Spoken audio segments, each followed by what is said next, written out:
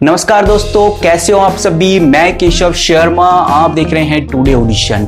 और आपको तो पता है कि हमारे इस चैनल पे ऑडिशन रजिस्ट्रेशन से रिलेटेड जानकारी आपको मिलती है। साथ ही साथ हम आपको ये बताते हैं कि भाई किस तरह से आप किसी भी शो के अंदर पार्टिसिपेट कर सकते हैं। तो आज की वीडियो में हम बात करेंगे, अक्सर लोगों का क्वेश्चन यही है कि भाई ऑडिशन के ऊपर वीडियो बनाओ कि अगर हमें ऑडिशन देने जाना है तो कैसे प्रिपरेशन करें, क्या क्या चीजें हैं जो आपको ध्यान में रखनी है। क्योंकि बहुत सारे शोज होते हैं जिनके अंदर रजिस्ट्रेशन तो आपका हो जाता है और आपको बुलाया भी जाता है ऑडिशन के लिए, बट आप ऑडिशन के अंदर सक्सेसफुल नहीं हो पाते और आप आगे नहीं पहुंच पाते। तो आज मैं आपको बताऊंगा कि कैसे आप अगर डांसिंग ऑडिशन के लिए जा रहे हैं तो कैसे आपको प्रिपरेशन करनी है। तो ये वीडियो सिर्फ उनके लिए है जो डांसिंग ऑडिशन के लिए जाते हैं और उधर से फेल होकर आ जाते हैं। तो अगर गाइस हम बात करें, आपने अगर किसी स्कूल, कॉलेजेस या फिर आपने कहीं छोटी ऑर्गेनाइजेशन के अंदर पार्टिसिपेट किया है डांसिंग को लेकर, तो आपको पता होगा कि जो उस टाइम स्ट्रेस और नर्वसनेस कितनी ज्यादा बढ़ जाती है। जो लोग डांस करते हैं उनको ही पता होता है कि भाई किस तरह से हमें परफॉर्मेंस देनी होती है। तो आज की वीडियो में हम बात करेंगे कुछ सिंपल टिप्स जिसकी हेल्प से आप एक डांसिंग कंपटीशन में काफी अच्छे से पार्टिसिपेट कर सकते हो और अपना ऑडिशन क्रैक भी कर सकते हो। तो चलिए गाइस स्टार्ट कर लेते हैं। नंबर 1 टिप आती है रेगुलर प्रैक्टिस। जी हाँ दोस्तों, अगर आपकी रेगुलर प्रैक्टिस होगी तो आपका कॉन्फिडेंस लेवल एकदम इंक्रीज हो जाता है। रेगुलर प्रैक्टिस से आपको वो सॉन्ग भी याद रहता है और आपको अपने स्टेप्स भी याद रहते हैं। कोई भी स्टेप या कोई भी मूव आपका गलत नहीं होता अगर आप रेगुलर प्रैक्टिस करते हैं। तो आप जहां भी ट्रेनिंग ले रहे हैं डांस की, तो आप उधर सिंसियरली डांस कीजिए और पूरा का पूरा टाइम एंड फोकस उस चीज को दीजिए। रोज नए नए स्टेप और नए नए तरीका डांस का सीखिए।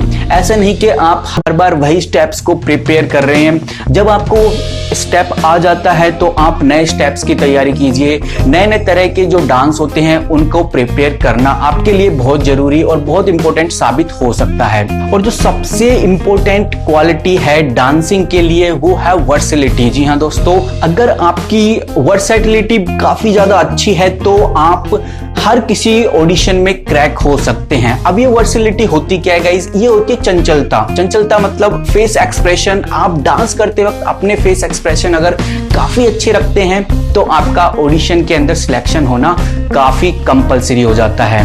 गाइस ऐसा माना जाता है कि फेस एक्सप्रेशन आपके डांस को 50% इंप्रूव कर देते हैं। बहुत से लोग फेस एक्सप्रेशन नहीं अच्छे कर पाते, अपने मूव्स के अकॉर्डिंग फेस एक्सप्रेशन नहीं दे पाते, मतलब उनकी जो वर्सेलिटी क्वालिटी है काफी ज्यादा लो होती है, तो उनका ऑडिशन अच्छा से नहीं हो पाता।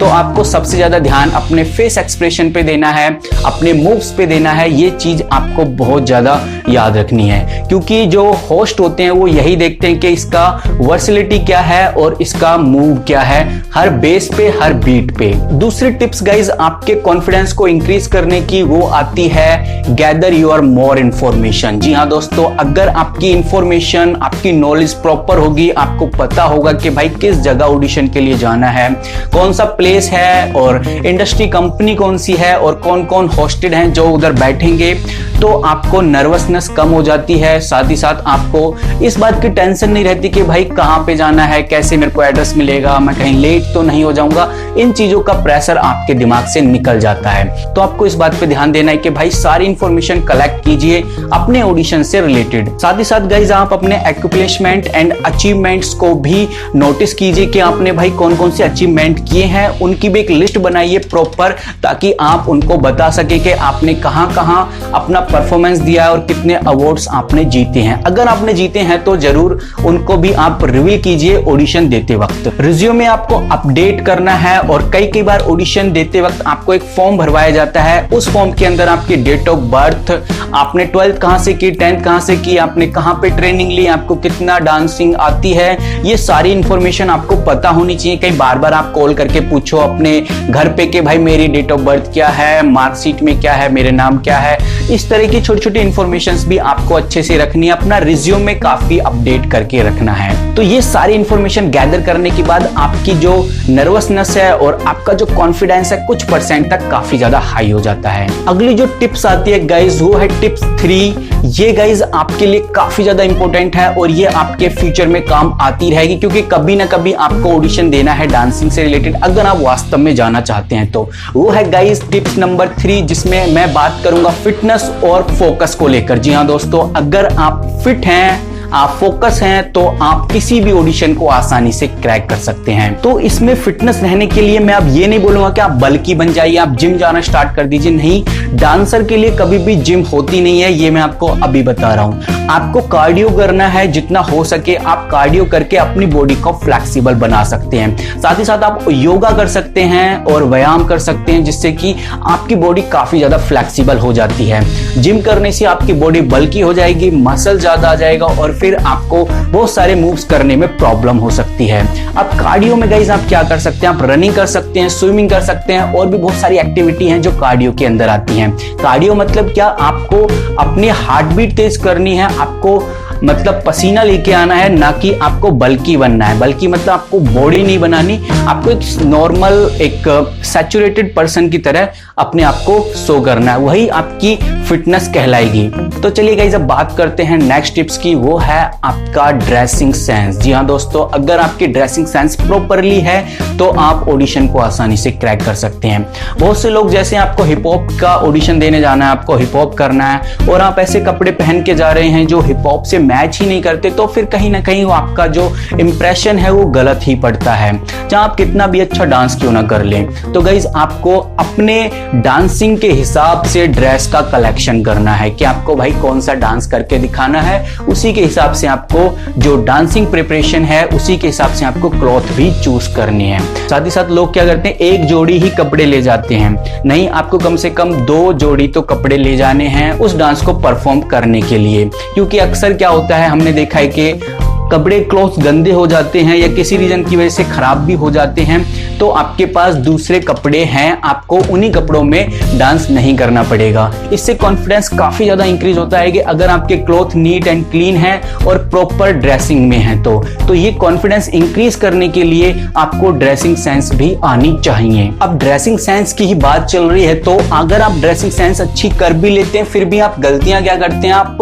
क्लॉथ इतने टाइट लेके आते हैं जिसकी वजह से आपको डांस मूव करने में प्रॉब्लम हो सकती है और आपको कहीं ना कहीं डर लगा रहता है कि आपके क्लॉथ कहीं फट ना जाएं। तो आपको कंफर्टेबल क्लॉथ्स में आना है और कंफर्टेबल क्लॉथ से आपका कॉन्फिडेंस और ज्यादा इंक्रीज होता है। आपको पता है कि मेरे क्लॉथ कंफर्टेबल है और आप भी कंफर्टेबल रहते हैं, जिससे कि आपको कॉन्फिडेंस साथ ही साथ आपके मूव्स भी काफी इंप्रूव होते हैं। अब गाइस जो लास्ट टिप्स आता है बट नॉट लीस्ट, ये काफी ज्यादा जरूरी है आपके फोकस को इंप्रूव करने के लिए। आपको हमेशा मोटिवेट रहना है, कॉन्फिडेंट रहना है और आपको टाइम से पहले पहुंचना है। टाइम से पहले पहुंचने का मतलब ये नहीं कि आपको लाइन में जल्दी मिल जाएगी जगह या फिर आपको और अदर बेनिफिट्स मिल जाएंगे, ऐसा कुछ भी नहीं है। हाँ, ये होता है कि आप टाइम से पहले पहुंचने से आप जितनी भी फॉर्मेलिटीज हैं उनको पूरा कर लोगे, अपनी बॉडी को स्ट्रेच कर लोगे, वार्म अप कर लोगे, जिसकी वजह से आपको जो आपके डांसिंग मूव हैं, जो आपके स्टेप्स हैं, उनमें आपको थोड़ा सा प्रिपरेशन करने की जरूरत नहीं पड़ेगी, जिसकी वजह से आपके अंदर कॉन्फिडेंस अलग से दिखेगा।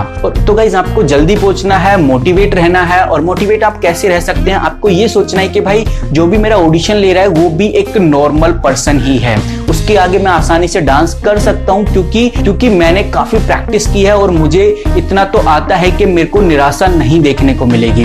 आपका अपना 100% देना है। वैसे भी आपको लगता है कि भाई सिलेक्शन नहीं होगा, फिर भी आपको अपना 100% देना है। अगर आपको लगता है मेरा सिलेक्शन हो जाएगा तब तो आपके लिए काफी गोल्डन चांस है। तो भाई आपको ये सोचना है कि यार ये नॉर्मल पर्सन है, जैसे मैं डांस करता हूँ अपने स्टूडियो में, अपने घर के अंदर, वैसे ही मुझे डांस करके दिखाना है। बिल्कुल एक्सप्रेशन वैसे ही देने हैं जैसे मैं रखता हूँ। ऐसा नहीं कि उनको देख के आपके एक्सप्रेशन भी चेंज हो जाएं और वर्सैलिटी इतनी अच्छे से दिख ना पाए। तो गाइज ये सारी टिप्स आप फॉलो कीजिए, बाकी तो आपकी किस्मत के ऊपर है, लक के ऊपर है कि आपका कितना अच्छा चलता है। अगर आप 10 ऑडिशंस भी देते हैं तो एक ना एक ऑडिशन में आपका सिलेक्शन जरूर हो जाएगा अगर आप ये सब टिप्स फॉलो करते हैं। तो मैं कभी नहीं बोलूंगा कि एक ऑडिशन के अंदर ही आपका सिलेक्शन हो जाएगा।